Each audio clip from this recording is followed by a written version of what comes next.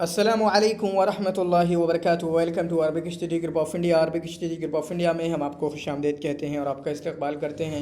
अगर आप हमारे चैनल पर नए हैं तो प्लीज़ चैनल को सब्सक्राइब कीजिए और अपने दोस्तों के साथ शेयर कीजिए। तो जैसा कि आपको मालूम है, कल हमारा एडमिट कार्ड आ गया है JEE एंट्रेंस टेस्ट 2021 और 2021 वाले के लिए एग्ज़ाम के लिए, जिसके लिए आपने एप्लीकेशन फॉर्म भरा है। सभी सब्जेक्ट के लिए नहीं आया, बल्कि कुछ सब्जेक्ट के लिए आया, जिनमें से आपका अरबिक का भी है, जिसके ताल्लुक से आज हम गुफ्तगू करेंगे। और आज हमारा जो मेन मुद्दा है वो ये कि हम इन जो इंस्ट्रक्शन आपके एडमिट कार्ड पे दी हुई हैं, इनको समझने की कोशिश करेंगे कि किस तरीके से हमें एग्ज़ाम में जाना है और किस तरीके की तैयारियों के साथ कौन सी चीज़ें ले जाना है और कौन सी चीज़ें नहीं ले जाना है। तो यहाँ पर अगर डेट की बात करें तो ये अरबिक वाला है, BA ऑनर्स अरबिक का एग्ज़ाम है। ठीक है, ये एक बच्चे का एडमिट कार्ड है जो हमने लिया। आप सबके एडमिट कार्ड पे लिखा हुआ है, लेकिन आप उतना गौर नहीं करते हैं, उतने शिद्दत से नहीं पढ़ते हैं कि समझ पाएँ क्या करना है क्या नहीं करना है। आपका एग्ज़ाम जो है वो 3 तारीख को है, 3 अगस्त को है। कब को है? 3 अगस्त को है। और इसी तरीके से आपका जो टाइम है वो 10 AM से 11:30 बजे तक है। 10 बजे से 11:30 बजे तक, यानी कुल आपको 11 घंटे का टाइम मिल रहा है। ठीक है, यहाँ पर आपको इस एडमिट कार्ड के अंदर आपको अपना फ़ोटो लगाना है। और फ़ोटो के लिए कुछ बच्चे पूछ रहे थे बैकग्राउंड के बारे में। बैकग्राउंड मैटर नहीं करता है, बल्कि आपका जो फ़ोटो है वो आपका कलर्ड होना चाहिए। ठीक है, बैकग्राउंड आपका वाइट भी हो सकता है, ब्लैक भी हो सकता है, लेकिन फ़ोटो जो है आपका कलर होना चाहिए। यानी आप जैसे अगर लाल कपड़े पहने हैं तो लाल कपड़े उसमें दिखना चाहिए, वाइट और ब्लैक आपका फ़ोटो नहीं होना चाहिए। ठीक है, उसके साथ साथ आपको दूसरी चीज़ क्या करना है, इस एडमिट कार्ड पर जब इसको लेके जाएंगे, यहाँ पर आपको अपना सिग्नेचर करना है। ठीक है, इस जगह पर आपको अपना सिग्नेचर करना है और सेम सिग्नेचर जो यहाँ पर दिया हुआ है। ठीक है, इसको हमने ख़त्म कर दिया है किसी की पहचान को छुपाने के लिए, आइडेंटिटी को छुपाने के लिए। तीसरा काम क्या करना है, जो नीचे भी लिखा हुआ है, चलो उसी को हम देख लेते हैं। नंबर 1 इन्होंने क्या बात कही है, please affix your recent self attested passport size coloured photograph in the space provided on the top right corner of this admit card. तो एडमिट कार्ड के राइट कॉर्नर में यहाँ पर जो जगह दी हुई है, यहाँ पर आपको अपना ताज़ा फ़ोटो लगाना है। यहाँ पर आपको अपना ताज़ा फ़ोटो लगाना है जो इससे मैच कर सके। सेम ज़रूरी नहीं है, लेकिन हाँ दोनों चेहरे एक से लग सकें।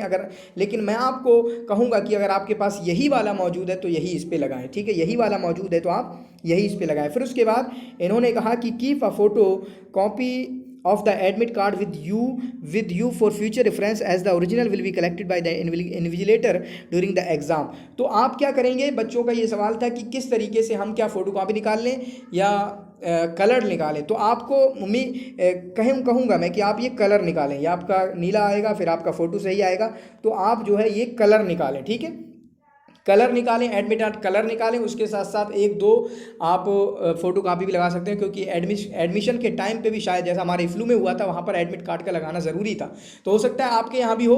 तो एक आप क्या है, एग्ज़ाम में दाखिल होने के लिए आप असली वाला बिल्कुल ओरिजिनल मीन्स आप कलर फ़ोटो कापी निकलवाएं। उसके साथ साथ 2 या 3 आप फ़ोटो कापी वाइट और ब्लैक की निकलवा सकते हैं, क्योंकि उसमें 1-2 रुपया का खर्च होगा, बहुत ज़्यादा नहीं है, लेकिन वो फ्यूचर यूज़ में आपका हो सकता है। यही बात इन्होंने कही है कि फ्यूचर यूज़ में आपका हो सकता है। कैसे फ्यूचर यूज़ हो सकता है उसकी एक मिसाल मैंने दी कि जैसे हमारा दाखिला हुआ फ्लू के अंदर, तो वहाँ पर एडमिट कार्ड का जमा करना ज़रूरी था। ठीक है, एडमिशन टाइम पर। तीसरा है, क्योंकि जो आपका ओरिजिनल वाला होगा जिसके ज़रिए आप एग्ज़ाम देंगे, वो आपका ले लिया जाएगा वहाँ पर मुम्तहिन के ज़रिए। ठीक है, the candidate before appearing in the written examination should satisfy himself regarding eligibility criteria desired for the course with regard to prescribed qualification percentage ETC वगैरह। ये कहना चाह रहे हैं कि आप जिस एग्ज़ाम के लिए आपने भरा है, जिस कोर्स के लिए, आप देख लें उसकी क्या क्वालिफिकेशन, क्या एलिजिबिलिटी क्राइटेरिया बयान किया गया है, क्या लियाकत होना चाहिए आपकी कि आप उसके अहल हैं नहीं हैं। ठीक है, वो आप देख सकते हैं।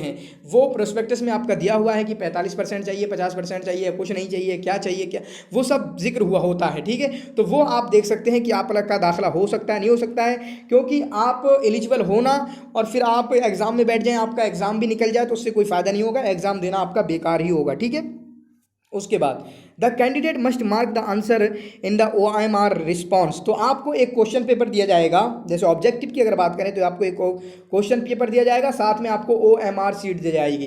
ठीक है, ऑप्टिकल मार्क रीडर या इस तरीके से बोलते हैं ऑप्टिकल। ठीक है, उस तरीके से आपको एक OMR शीट दी जाएगी, जहां पर इस तरह होता है कि पहला क्वेश्चन, फिर ये खाली होगा, ये होगा, ये होगा, ये 4 ऑप्शन दिए होंगे। ठीक है, क्वेश्चन पेपर आपका अलग होगा, ये OMR की शीट आपकी अलग होगी। ठीक है, छोटी सी होगी, बहुत ज़्यादा बड़ी नहीं होती है। अब OMR शीट में क्या करना है, जब आपका क्वेश्चन नंबर 1 है, क्वेश्चन का पेपर अलग होता है। ठीक है, उसमें क्या करें, आपको जो सही लगता है, अगर पहला सही लगता है आप पूरा इसको भर दें, पूरा बिल्कुल पूरा भर दें इसको। अभी पेन के बारे में बताएंगे कौन सी पेन होना चाहिए। ठीक है, दूसरे में अगर दूसरा क्वेश्चन आपका क्वेश्चन पेपर में आपको लगता है कि ये उसका तीसरा सही है, तो आप उसको इस तरीके से भर दें, और कोई तरीका नहीं है। दूसरी बात जो अभी खुद कहेंगे, चलो हम आगे ही देख लेते इसी में पढ़ के। ठीक है, the candidate must mark the OMR response sheet by complete darking the relevant, तो आपको मुकम्मल तौर से उसको बंद कर देना है, पूरा घेर देना है। ठीक है, रिलीवेंट सर्कल, या रिलीवेंट सर्कल मतलब कि जो आपका आंसर है उसको आपको पूरा भर देना है। किससे, ब्लू या ब्लैक पेन से।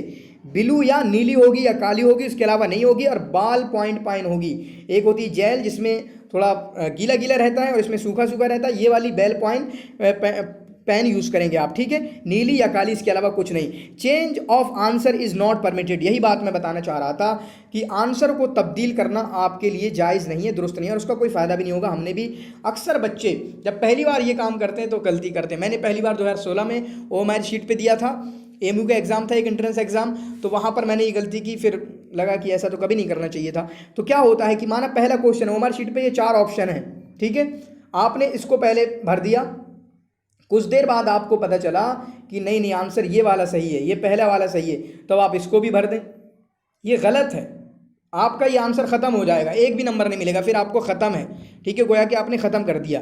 ठीक है, गोया कि आपने ख़त्म कर दिया। और हाँ, अगर आपको लगता हो कि गलत मार्क हो गया है तो आप ख़त्म भी कर सकते हैं। ठीक है, क्योंकि जो गलत, माना कि आपसे गलत टिक हो गया, बाद में आपको समझ में आया कि ये सही है, तब उसका नंबर तो आप हासिल नहीं कर सकते। हाँ, अगर नेगेटिव मार्किंग है तो आप डबल या चारों पे करके आप उसकी नेगेटिव मार्किंग, जो आपका नंबर कटेगा, उसको ख़त्म कर सकते हो। उम्मीद करता हूँ कि आप मेरा ये समझ पाए होंगे। ठीक है, change of answer is not permitted, आप आंसर नहीं बदल सकते। इसलिए मैं तमाम बच्चों को मैं आपको मशवरा दूंगा कि आपकी जो आंसर शीट है एक, उस पर पहले ना लगाएं। पहले आपका जो क्वेश्चन पेपर है, क्वेश्चन पेपर पे टिक कर दें सारे। ठीक है, क्वेश्चन पेपर पे टिक करें, जो कंफर्म है फौरन उसको लगा दें, जो आपको श्योर है, जिनमें आप बिल्कुल 100% श्योर हैं, उनको फौरन लगा दें जल्दी से।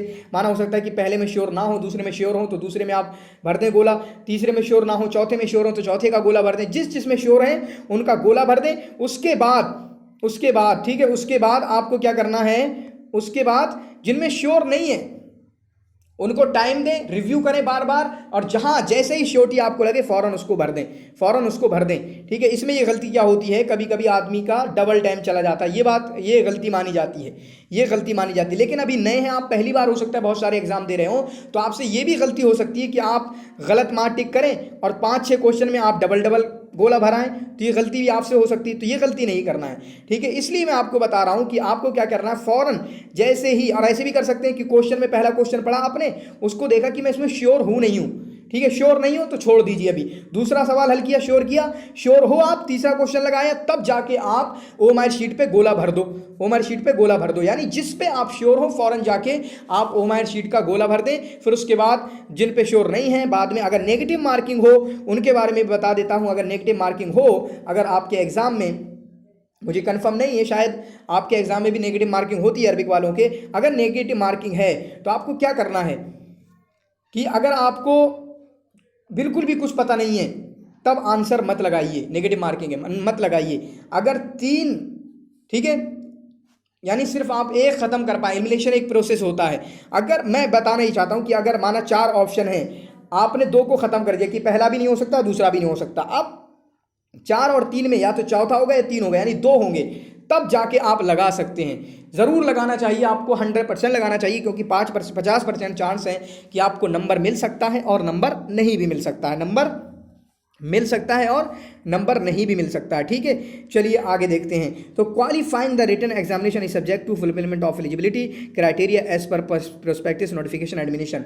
तो ये कह रहे हैं कि किसी ने एग्जाम दिया और एग्जाम देने के बाद उसने पास भी कर लिया, तो ज़रूरी नहीं है कि आपका दाखिला हो जाए। दाखिला तभी होगा एग्जाम पास करने के बाद जब आप एलिजिबल होंगे, जो क्राइटेरिया बयान किए हुए हैं वो क्राइटेरिया आप पूरे कर रहे होंगे। ठीक है, सिर्फ appearance in the written examination, आप कहें कि हमने एग्जाम दिया है, ठीक है, इसका मतलब हरगिज़ ये नहीं है कि आपका एडमिशन हो जाएगा, नहीं नहीं, ठीक है। The candidate will be treated as, यानी आप एलिजिबिलिटी कैरियर पूरा वो क्राइटेरिया पूरा करते हो, ही और she does not fulfil any eligibility candidates for the admission. अगर वो एलिजिबिलिटी क्राइटेरिया पूरा नहीं कर रहे हैं तो उनका दाखिला नहीं होगा, ठीक है। माना आपकी शर्त है कि 45% आए और आपका 40% है तो आपका दाखिला नहीं होगा, अगरचे आपने एंट्रेंस एग्ज़ाम पास कर लिया है तो ठीक है। आपका क्राइटेरिया वो पूरा करना ज़रूरी है, बाद में एडमिशन क्रैक करना ज़रूरी है, ठीक है। The OMR sheet will not be replaced any circumstances. इसका मतलब ये है कि OMR शीट सबकी होती है, तो कोई भी बच्चा अपनी OMR शीट चेंज नहीं करेगा, मतलब वही कॉपी वाला कि मेरी 1 मिनट के लिए OMR शीट उसको दे दी, देख ले क्या क्या आंसर है, दूसरे को दे दी, तो ये नकल वाली बात होगी और इसको आपको नहीं करना है और ये आप भुगतान इसका भुगतना पड़ सकता है। Candidates are advise to make sure about the location of their examination centre advance so that they reach the examination centre on the specified date of at least 30 minutes before commencement of the examination. No candidate will be allowed to enter the examination hall after 15 minutes of the start exam. तो कह रहे हैं कि आपका जो starting exam start कब होगा, 10 बजे, तो आप 9:30 पे अपनी कमरे में जाके देख लें आपकी सीट कौन सी है, आपको बैठना कहाँ है, ठीक है। आपका सेंटर कौन सा है, पहली बात तो सेंटर भी आपको पता होना चाहिए, अलग अलग सेंटर मैं देख रहा हूँ बच्चों के, इनका जो एडमिट कार्ड है वो उनका अलग सेंटर है और बच्चों का एडमिट कार्ड है उनका अलग सेंटर है, तो सेंटर भी अलग अलग है, किसी का 8 गेट पे है, किसी का 7 गेट पे, फिर बिल्डिंग अलग अलग है।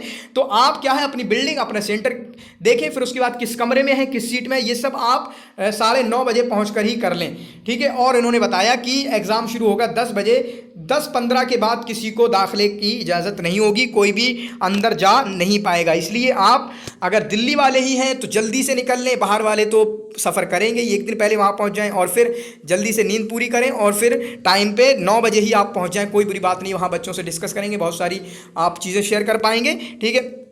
उसके बाद the candidate has to appear at the allotted centre only, failing which is her candidate will stand consult. तो मतलब भाई कि जो सेंटर है आपका उसी सेंटर पे जाएंगे, आपका जो सेंटर है जामिया में 4-5 सेंटर हो सकते हैं BA अरबिक वालों के लिए, तो उसी सेंटर पे आपको जाना है। अगर आप दूसरे सेंटर पे गए तो आपका एग्जाम नहीं माना जाएगा, ठीक है। No candidate will be permitted to leave the examination centre before the end of exam. तो आपका 1.5 घंटे का एग्जाम है, 10 बजे से 11:30 तक, 11:30 से पहले 1.5 घंटे से पहले आपने चाहे कर लिया हो ना कर लिया हो, आप एग्जाम सेंटर को नहीं छोड़ सकते हैं, ठीक है। Before leaving the examination hall the candidate must deposit his or her admit card and OMR response sheet. Failure to do so would result in cancellation of candidate, ठीक है। तो आप जब आपका एग्जाम पूरा हो गया लास्ट टाइम पे 11:30 पे, तो आपको क्या करना होगा, आपकी OMR शीट, क्या आपकी OMR शीट जिस पे ऑब्जेक्टिव क्वेश्चंस के आपने आंसर टिक किए हैं, मार्क किए हैं, आपको OMR शीट जमा करके आना है। इसी तरीके से आपको एडमिट कार्ड भी जमा करके आना है, ये 2 चीज़ें आपको जमा करके आना, और शायद आपको सब्जेक्टिव वाला भी जमा करना है। इन्होंने सब्जेक्टिव के बारे में नहीं किए, सब्जेक्टिव का अगर होगा तो सब्जेक्टिव भी आपको जमा करना होगा, क्योंकि वो 3 साल से सब्जेक्टिव वाले क्वेश्चन पेपर नहीं दे रहे हैं, ठीक है। अगर आपने ऐसा नहीं किया, एडमिट कार्ड जमा नहीं किया या OMR रिस्पॉन्स शीट जमा नहीं की, तो फिर आपका एग्जाम खत्म हो जाएगा, ठीक है। उसके बाद use of mobile phones, Bluetooth और एनी अदर कम्युनिकेशन डिवाइस और any other electronic gadgets like calculators ETC और any other material inside the examination room is strictly prohibited, ठीक है। तो आप ना मोबाइल ले जा सकते हैं, ना आपको ब्लूटूथ की इजाज़त होगी। इसी तरीके से और दूसरी चीज़ें जैसे कैलकुलेटर वगैरह जो मैथ वगैरह में काम आ सकते हैं, वो ले जाने की आपको इजाज़त नहीं होगी। उसके बाद 14 नंबर पे है, any candidate found using unfair means of violating any instruction or found involve in any undesirable activity will be barred from the examination. उसको एग्जामिनेशन से बाहर कर दिया जाएगा। मिसाल के तौर पे नकल वगैरह की कोई चीज़, मोटे तौर पे नकल वगैरह की कोई भी चीज़, चाहे वो रिप्लेस कर रहा हो, एक दूसरे को अपनी OMR शीट चेंज कर रहा हो या फिर मोबाइल वगैरह यूज़ कर रहा हो, तो उसको एग्जाम से बाहर कर दिया जाएगा। The candidate must show photo ID card. तो जामिया के जो बिल्कुल शुरुआती गेट पे 7 नंबर जो गेट लिखा है वहाँ पर आपको फोटो ID कार्ड भी दिखाना होगा। इसी तरीके से फोटो ID कार्ड जैसे आपको आधार कार्ड सबसे ज़्यादा चलेगा, आधार कार्ड ले जा सकते हैं, पैन कार्ड हो सकता है आप में से बहुत सारों का ना भी बना हो, कम उम्र हो, तो आधार कार्ड अपना लेके जाएं। क्या लेके जाएं? अपना आधार कार्ड लेके जाएं। और आपको शुरुआत गेट पे फिर आपका जिस कमरे में होगा उस कमरे यानी जो सेंटर जो आपका लिखा हुआ है कि फला बिल्डिंग, उस बिल्डिंग में भी आपको दिखाना होगा, वो चेक करेंगे, उसके बाद आपको एंट्री मिल जाएगी, ठीक है। किसके लिए? वेरिफिकेशन के लिए। उसके बाद द इम्पर्सनेशन यानी नकल वगैरह की कोई इजाज़त नहीं है, कोई बच्चा नकल करते हुए ना पकड़ा जाए वरना उसको बाहर कर दिया जाएगा। 17वां है the candidate should bring their own stationery materials. तो आपको पेन वगैरह आपको मिटाने का है, लिखने का है या और कुछ आकृतियां बनाने का है, वो सब आपको खुद ही लाना होगा, ठीक है, वो आपको खुद ही लाना होगा, ये कोई बड़ी बात नहीं है। अब ये बहुत ज़्यादा इंपॉर्टेंट है। बच्चे कह रहे हैं कि क्या वैक्सीन लगाना ज़रूरी है, तो वैक्सीन की कोई बात इन्होंने नहीं जिक्र की है, वरना होता तो ज़रूर जिक्र करते। Students are required to follow कोविड-19 safety protocol as listed below. तो यहाँ पर जो चीज़ें मज़कूरा हैं कोविड-19 के चलते उसकी हिफाजत की खातिर आपको ये चीज़ें करना होगी। Number 1, the candidate must bring his her own water bottle and pocket side hand sanitiser. Number 1, आपको पानी की बोतल खुद लाना होगी। मतलब इसका मतलब यह है कि पानी का इंतजाम वहाँ पर फ्रिज वगैरह के जरिया नहीं है, आपको अपनी बोतल लाना होगी अगर पानी की प्यास आपको लगती है। इसी तरीके से हैंड सैनिटाइजर भी लाना होगा आपको, ठीक है, ताकि आप बहुत सारी चीज़ें छुएंगे तो दाखिल हो तो आप सैनिटाइजर से अपने हाथ धोएं, किसी से मुसाफा करना हो, कुछ करना हो वो करें ना, अगर करना हो तो ये सारी चीज़ें कर लें पहले ही। Without proper face mask, the entry of the candidate in the exam center shall be prohibited. बगैर मास्क के और प्रॉपर मास्क के आपकी दाखिला ममनू होगा। You won't be ठीक है, आपको दाखिला नहीं दिया जाएगा। The university staff will assess the health condition of candidate before entering the exam center. आपका तापमान मापा जाएगा, आप ज़्यादा हीट तो नहीं कर रहे हैं, आप ज़्यादा गर्म तो नहीं है, ज़्यादा आपका जिस्म गर्मी तो नहीं फेंक रहा। क्या होगा, all candidate must adhere to the social distancing. Social distancing का भी आपको ख्याल रखना है निकलने में जाने में। Complaints of the orders and directives of ministry of health and welfare government of India. तो जो हुक्म आया है उस तरीके से आपको सोशल डिस्टेंसिंग भी रखना है। और इसी तरीके से the candidates who have temperature higher than 9.4, जिनका टेम्परेचर जो है, वही मैं गर्मी कह रहा था, टेम्परेचर जो है अगर आपका 99.4 से ऊपर हुआ किसी का भी, तो उनको फिर will be taken to isolation room, आपको एक अलग रूम में ले जाया जाएगा, वहां आपका एग्जाम होगा। तो प्लीज ये टेम्परेचर हाई ना हो, कभी कभी आपका क्या है टेंशन की वजह से भी हो सकता है, ऐसा ना करें। और इसके लिए कोई गोली आती है वो खा के चले जाएं, ऐसा कुछ मशवरा दिया जाता है, वरना अगर आप टेंशन में नहीं होंगे तो कुछ नहीं होगा इंशाल्लाह। फिर उसके बाद the candidate should be permitted to exit the exam centre in orderly manner. यानी आपका जब एग्जाम खत्म हो जाए तो आप एक मैनर से, एक तरीके से निकले, पहले एक, उसके बाद दूसरा, काफ़ी देर बाद, कुछ देर बाद तीसरा, चौथा, यानी कि पूरी भीड़ के साथ निकल रहे हैं, इस तरह आपको नहीं करना। ये कुछ चीज़ें आपकी बयान की गई हैं। उम्मीद करता हूँ कि आप एग्जाम से पहले इन सारी चीज़ों का ख्याल रखेंगे, कोई भी चीज़ नहीं भूलेंगे। बहुत सारे एडमिट कार्ड भी भूल जाते हैं, तो आप एडमिट कार्ड नहीं भूलेंगे। बहुत सारे आपके लेट पहुंचते हैं तो लेट भी नहीं भूलेंगे। ये वीडियोस आप अपने दोस्तों के साथ शेयर कर सकते हैं ताकि उनको कोई गलती, किसी भी तरीके की गलती का सामना ना उठाना पड़े। मोबाइल नहीं ले जा सकते, अगर आप मोबाइल ले जा रहे हैं जामिया के गेट के बाहर अपने भाई को, अपने जो भी आपके साथ जाएगा, आपके माता पिता जो भी आपके साथ जाएगा उसको दे सकते हैं। शुक्रन जजीला, जज़ाकुमुल्लाह खैर व अहसनल जज़ा।